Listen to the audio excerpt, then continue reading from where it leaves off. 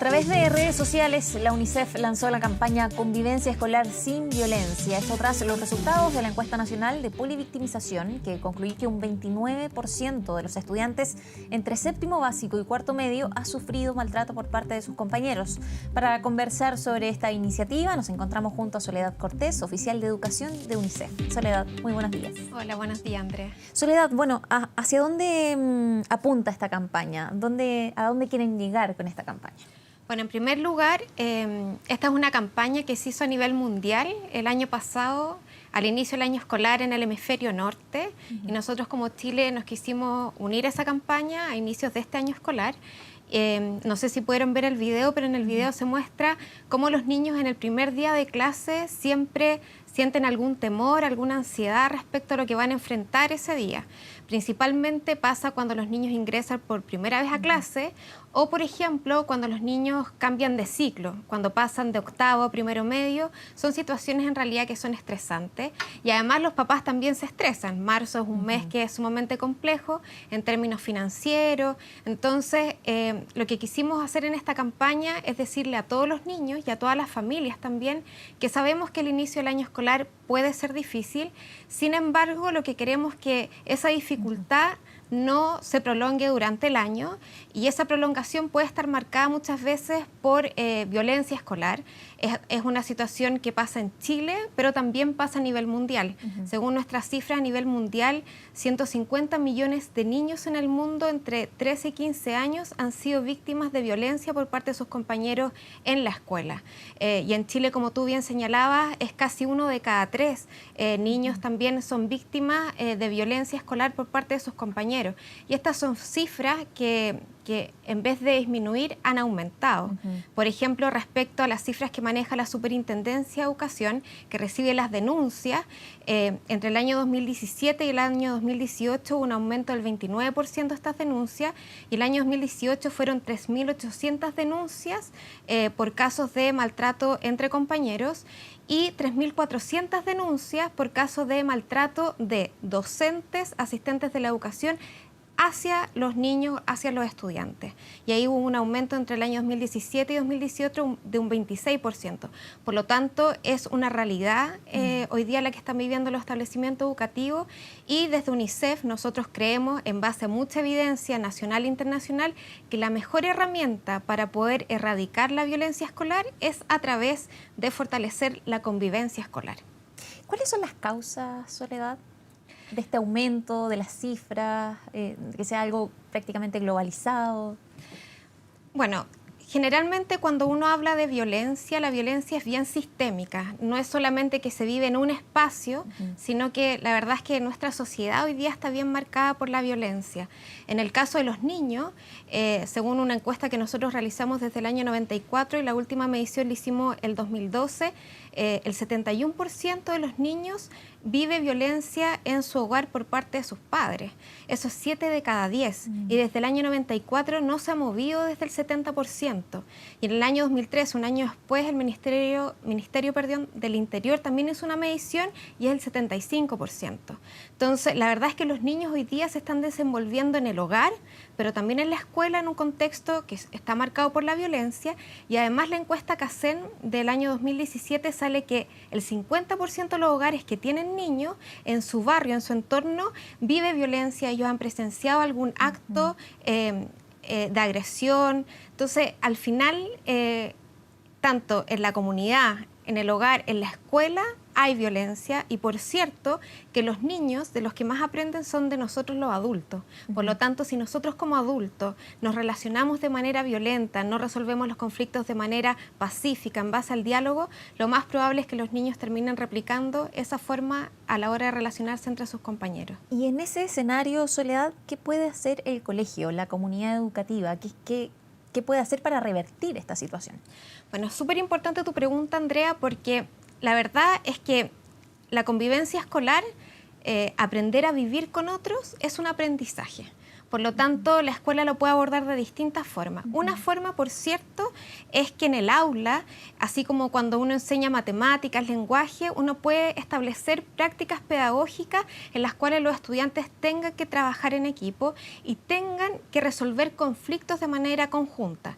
Por ejemplo, los establecimientos también cuentan por ley, todos los establecimientos educativos que para poder funcionar, que tienen el reconocimiento oficial del Ministerio de Educación, tienen que tener el reglamento interno del establecimiento educativo.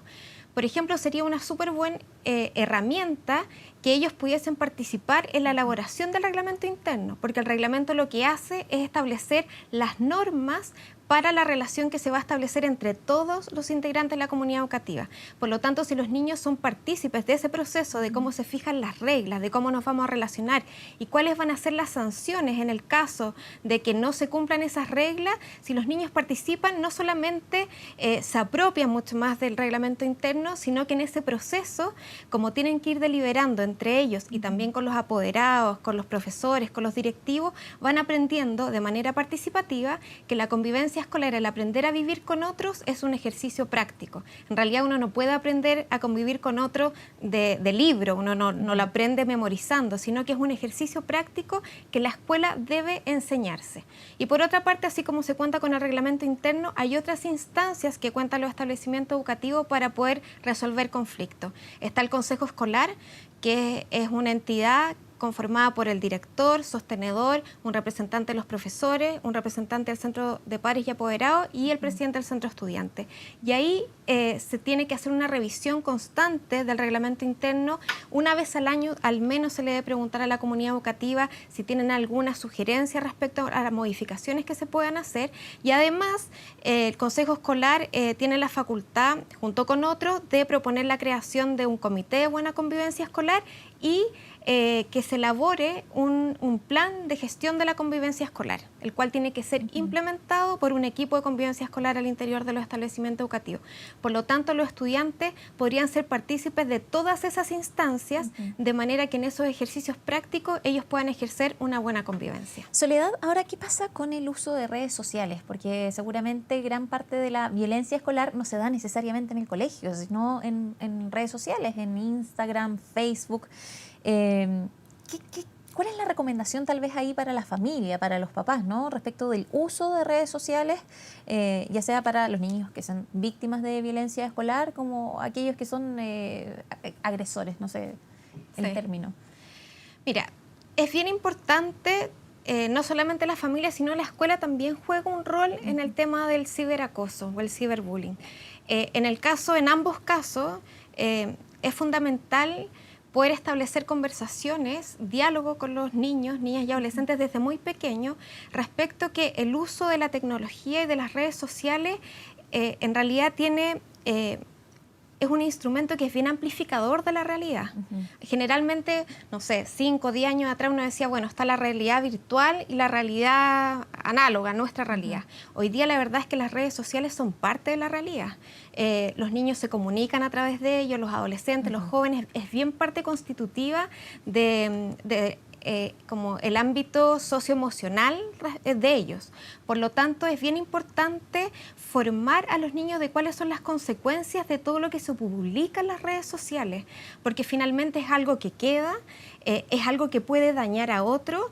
En el caso, por ejemplo, si uno sube alguna información personal, también puede ser usada en contra de ese niño. Por lo tanto, la invitación a las familias y a la escuela es tratar este tema en primer lugar, porque hoy día es una realidad y es una realidad importante en la vida de los niños, no negarla, pero principalmente acompañar, y los padres tienen que estar constantemente actualizándose respecto al uso de las redes sociales, porque, por ejemplo, hace 5 años atrás Facebook era la red social por la cual la mayoría de los adolescentes se comunicaban. Hoy día ya no es Facebook, es Instagram, y probablemente hay otra que nosotros no conocemos. Bueno, los adultos tenemos la responsabilidad de estar constantemente informándonos de cuáles son las redes sociales que están utilizando nuestros hijos, los niños, pero además también hay aplicaciones que permiten resguardar a los niños, niñas y adolescentes, y en ese sentido los padres también tienen que adentrarse y conocer cuáles son para poder proteger a sus hijos. ¿De qué forma?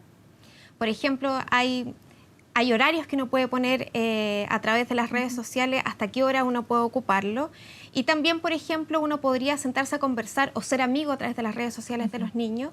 Pero hay aplicaciones, yo no me las sé todas, pero efectivamente pero hay aplicaciones. Hay formas por las cuales uno puede proteger a los niños. Ahora, lo fundamental es siempre transmitir que ellos no suban información que los pueda exponer y también enseñarles que lo que ellos hacen en redes sociales tiene repercusiones y los rumores, por ejemplo, que se pueden expandir en las redes sociales pueden dañar a otra persona y eso tiene consecuencias para ellos que lo hacen, pero también tiene consecuencias para las personas que se puedan sentir vulneradas.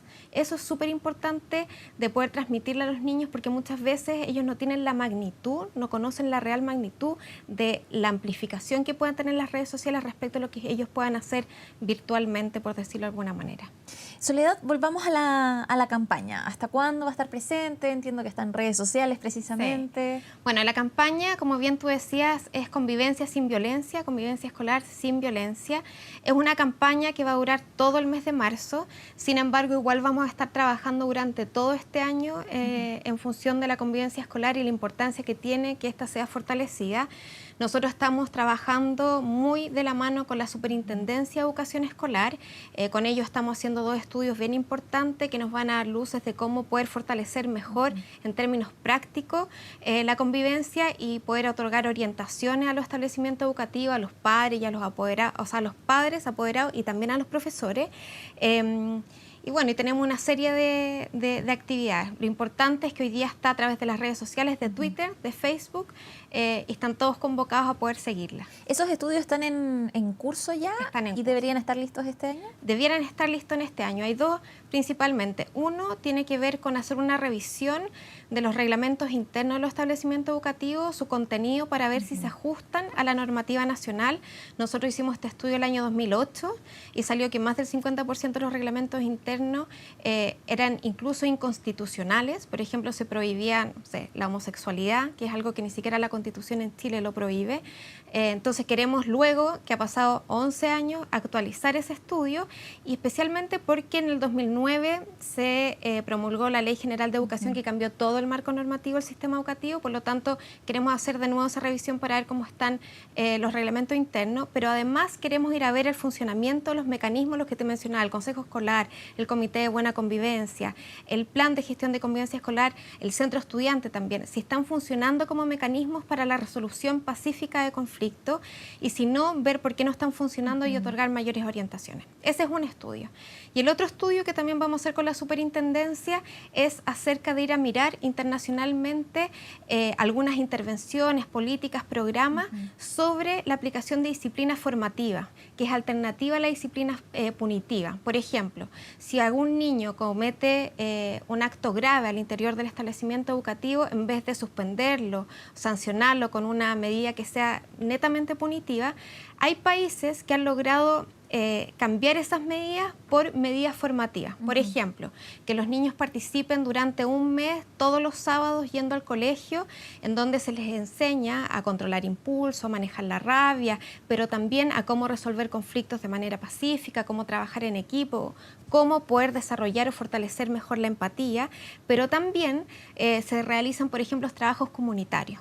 Entonces, en el fondo, lo que sea, y esos programas formativos de disciplina formativa han tenido mucho mejor resultado para cambiar conducta que la disciplina punitiva. Entonces, lo que queremos es buscar experiencias internacionales y ver si esas experiencias internacionales pueden ser aplicadas en Chile y ahí pensar en algunas especies de prototipo que podamos hacer junto con la Superintendencia. Bien, Soledad Cortés, oficial de Educación de UNICEF, muchísimas gracias por la entrevista. Muchas gracias a ti, Andrea. Y éxito ahí con la campaña. Gracias.